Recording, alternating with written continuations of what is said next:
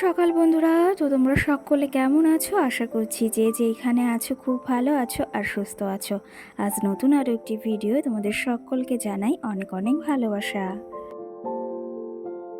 আজকে হলো মঙ্গলবার আর এখন কিন্তু ঘড়ি কাটাতে সময় হয়েছে ওই ভোর 4:30। তো আজকের ব্লগটি আমি এই ভোর 4:30 থেকেই শুরু করছি তোমাদেরকে সাথে নিয়ে। আশা করি আজকের ব্লগটি তোমাদের খুব ভালো লাগবে। তো চলো দেখতে থাকো।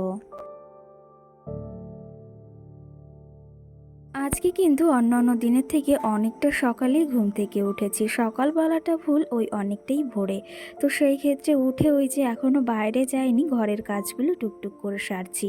মাম্মামের কিছু জামা কাপড় ছিল আর আমাদের কিছু জামা কাপড় ছিল, সেগুলো ভাঁজ করে নিলাম। ভাবলাম যে এখন বাইরে একটু অন্ধকার রয়েছে, তাহলে ঘরের কাজগুলো না সেরে ফেলি। তার জন্য এই যে ঘরে বসে লাইটটা জ্বালিয়ে টুকটুক করে যে সমস্ত কাজ রয়েছে সেগুলো না সেরে ফেলছি। আর একটা কি জানো তো, আমাদের ঘরে ওই যে কখনো লাইট জ্বালালে না মাম্মাম কিন্তু ঘুম থেকে উঠে যায় না। এটা একটা বেশ ভালো জিনিস। আর অনেক বাচ্চারা আছে কিন্তু ওই যে ভোরবেলা কিংবা সকালে লাইটটা জ্বালালে ঘুম থেকে উঠে যায়। সেই ক্ষেত্রে আমি কিন্তু লাইট জ্বালিয়েই কাজ করছি আর আমার মাম্মাম সোনা কিন্তু দিব্যি ঘুমিয়ে যাচ্ছে। টেবিলটাকেও কিন্তু সুন্দরভাবে গুছিয়ে রেখে এসেছি। কি জানো তো, টেবিলটা এলোমেলো থাকলে আমার আবার ভালো লাগে না। তো সেই ক্ষেত্রে টেবিলটাকেও গুছিয়ে নিয়েছি। আর এই যে যে জামা কাপড়গুলো ভাঁজ করেছিলাম সেগুলো এখন এই যে জায়গা মতো সাজিয়ে রেখে দিচ্ছি। একটু এলোমেলো যেহেতু হয়ে গেছিলো, সেগুলো আবার ঠিক করে রেখে দিলাম এদিকে। এর মাঝে না বেশ খানিকটা সময়ও পেরিয়ে গেছে আর এখন আমি এই যে সমস্ত কাজবাজ সেরে কিন্তু স্নানটাও সেরে এসেছি।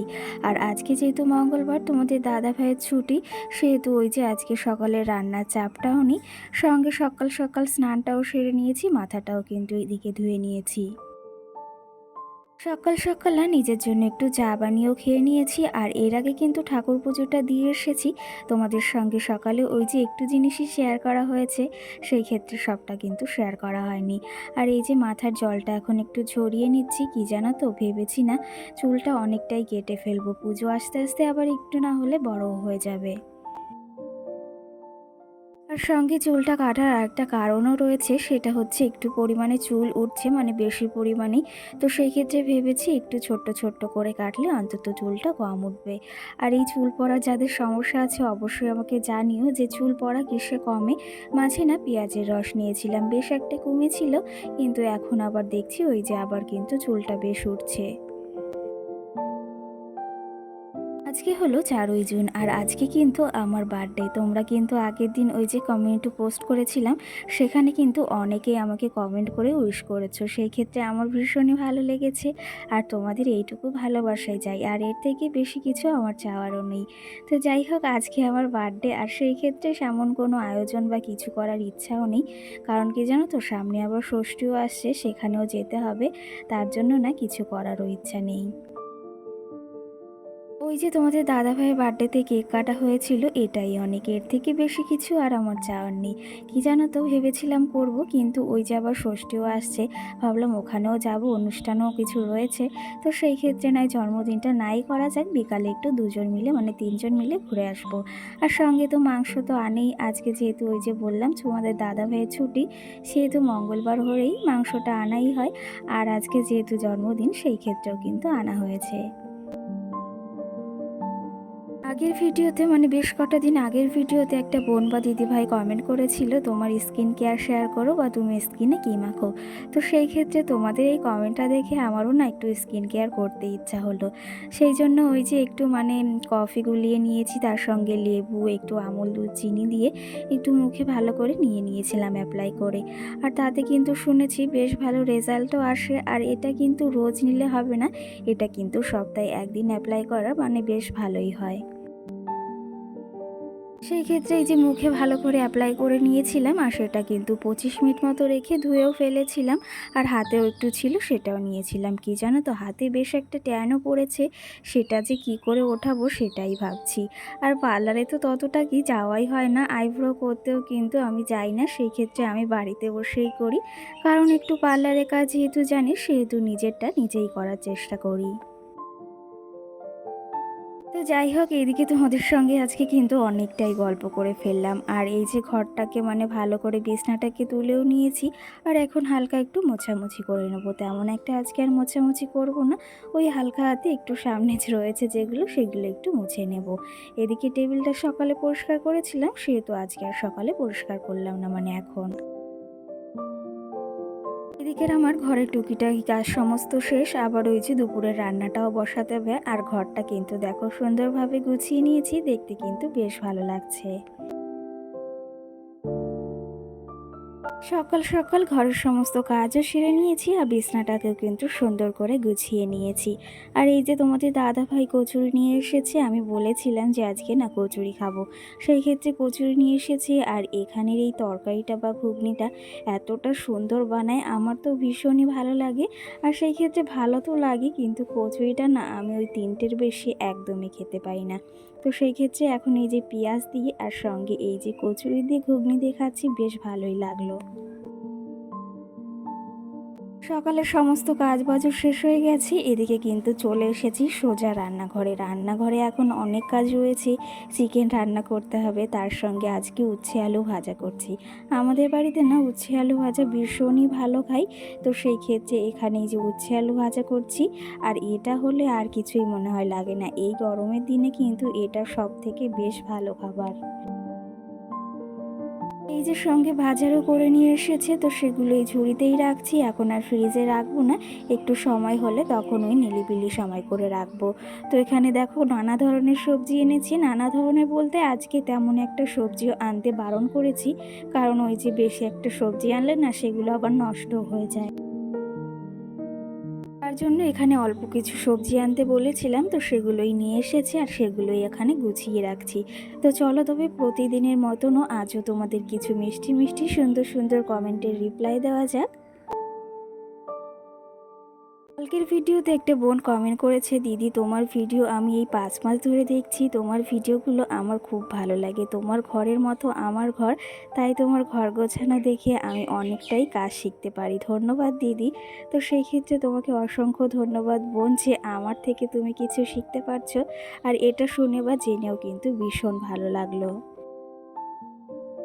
সঙ্গে কিন্তু আরেকটা মিষ্টি বোনও কমেন্ট করেছে, কমেন্টটা হলো, দিদি ভাই আমি তোমার ভিডিও রোজ দেখি কিন্তু কমেন্ট করা হয় না, ভিডিওগুলো কিন্তু খুব ভালো লাগে, তুমি যে দেওয়ালে যে পেন্টিংগুলো করেছো সেগুলো কি নিজের হাতে করেছো? তো সেই ক্ষেত্রেই তোমাকে বলতে চাই, হ্যাঁ আমি কিন্তু ওগুলো নিজের হাতেই করেছি। তুমি যদি ওই আমার আগের ভিডিওগুলো দেখো তাহলে কিন্তু তুমি ওই ভিডিওতে দেখতে পারবে। এই যে দেখো তোমাদের সঙ্গে কিন্তু বেশ খানিকটা গল্প করে ফেললাম, আর এইদিকে কিন্তু রান্না অনেকটাই এগিয়ে গেছে, চিকেনটায় ঝোলও দিয়ে দিয়েছি, ওইদিকে কিন্তু উচ্ছে আলু ভাজাটাও হয়ে গেছে, সঙ্গে মামামের ওই খাবারটাও রান্না হয়ে গেছে। খাবার বলতে আজকে না পেঁপে আলু দিয়েই ওকে একটা তরকারি বানিয়ে দিয়েছি শিঙি মাছ দিয়ে। এদিকে রান্না করতে করতে তোমাদের দাদা ভাইয়ের 2জন বন্ধু এসেছে, তো তাদের জন্য একটু ঠান্ডা দিয়ে দিলাম। আর এই গরমে কিন্তু এই ঠান্ডাটা বেশ ভালো, যদিও আমি খেতে পারি না, আমার খেলে আবার ওই নাক বুক জ্বালা করে। তো সেই ক্ষেত্রে যদি একদম ওই যে নর্মাল হয়ে যায় তখন কিন্তু খাই, তো সেক্ষেত্রে আমার খাওয়াটাও হয় না। আর এইদিকে ওই যে একটা আম কেটে দেবো, সঙ্গে কটা লিচুও না চুলে দিচ্ছি।